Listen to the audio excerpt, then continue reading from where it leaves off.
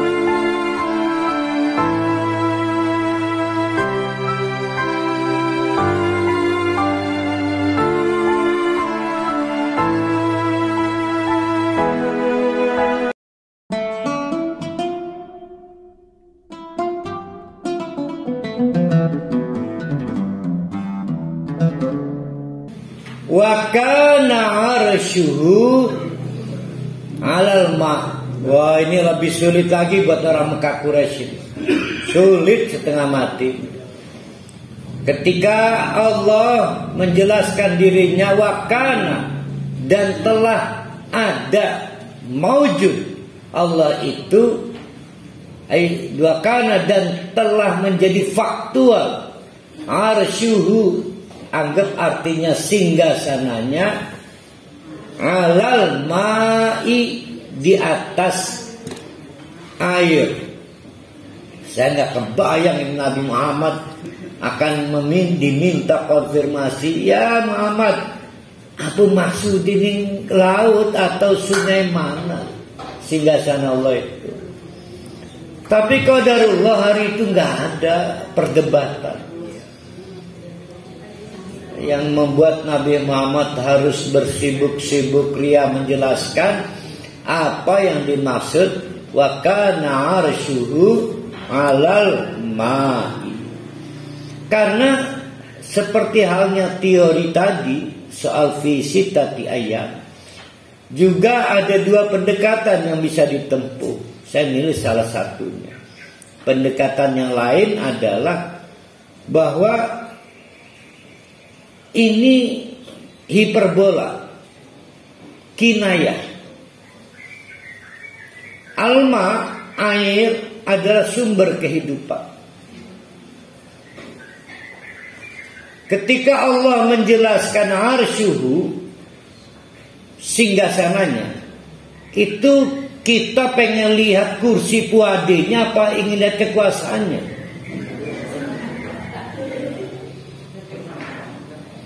Jadi bagi orang Arab yang dipikirkan bukan kayak apa singgasan, bukan, betapa berkuasanya Allah. Oh, ternyata Allah berkuasa, dan berkuasa memegang kendali sumber-sumber kehidupan, yaitu al-ma, itu satu tuh ya. Itu pendekatan kinayah. Tapi yang kedua, nah saya ada di sini, yang kedua mirip bahwa nggak penting apakah Allah itu kursinya bagaimana, bentuknya kekuasaan itu kerajaan kah, dinasti, apa republikan, apa parlemen, apa presidensial, apa komite, apa eksekutif. Itu nggak penting. Yang penting adalah Allah menjelaskan dirinya bahwa setelah Allah menciptakan, Allah menguasai ciptaan-ciptaan itu. Ada orang produsen mobil itu setelah menciptakan nggak menguasai. Bahkan jangankan produsen mobil, saya bikin anak nggak berhasil saya kuasai anak saya. Setelah dikawin dikuasai suaminya. Saya kadang-kadang kalau memberi nasihat harus minta izin suaminya.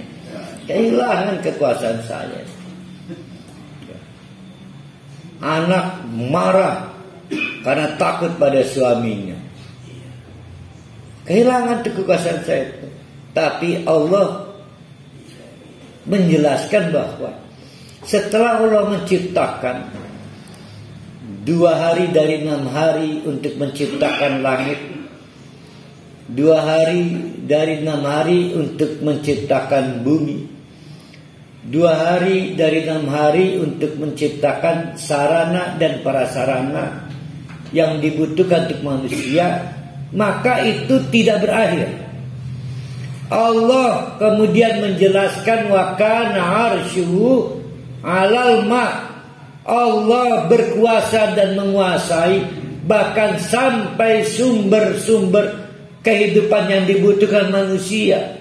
Karena Allah tidak butuh apa-apa. Allah itu ghaniyun. Allah tidak butuh air. Allah tidak butuh anak. Allah tidak butuh istri. Allah tidak butuh istirahat. Allah tidak butuh tidur. Karena Allah ghaniyun. Yang butuh itu kita.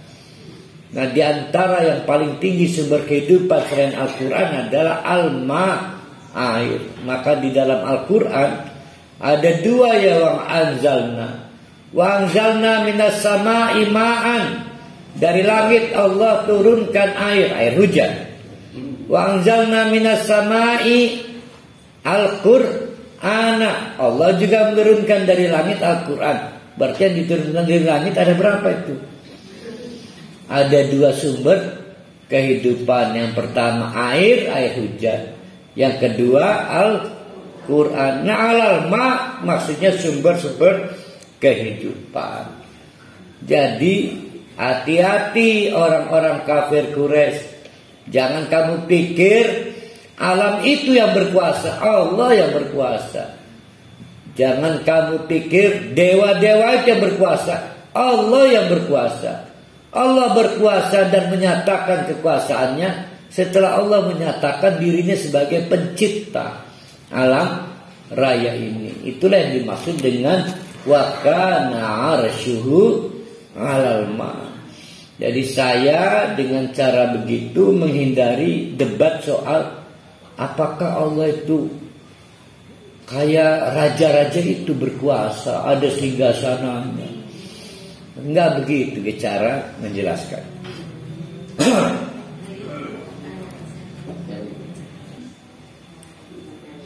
Kita ulang, ada berapa fakta atau premis dari potongan ayat 7 ini? Ada berapa premis? 1. Allah the Great. Yang kedua, Allah full power. Nah, ini ingin dideliver, ingin disampaikan kepada orang-orang Mekah Quraisy.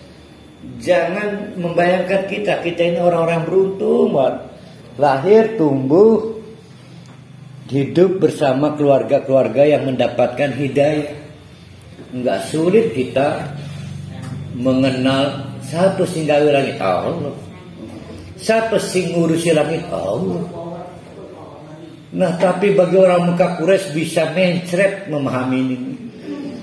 Setengah mati karena dia berhadapan dengan kebiasaan lama, bahwa yang mengendalikan angin dewa, banjir dewa. Oh, setengah mati benar.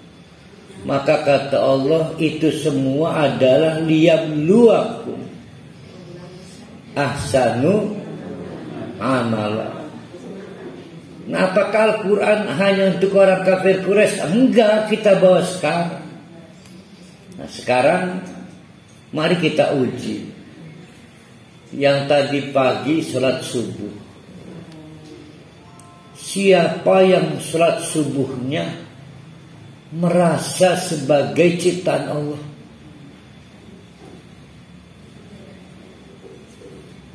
Siapa yang tadi pagi sholat subuh karena merasa saya ini yang nyiptakan Allah? Nah, itu namanya yang pertama.